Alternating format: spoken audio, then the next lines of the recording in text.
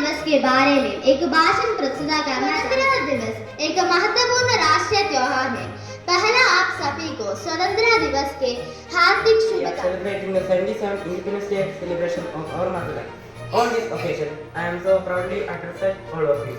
As a student representative, our freedom was a great dream of our freedom. നമ്മുടെ രാജ്യത്തിന്റെ 77ാം സ്വാതന്ത്ര്യദിനം ആഘോഷിക്കുന്ന ഈ വേളയിൽ ഏറെ ആദരവോടെയും അഭിമാനത്തോടെയും നമ്മൾ സ്വാതന്ത്ര്യ സമര സേനാനികളെ സ്മരിക്കുന്നു.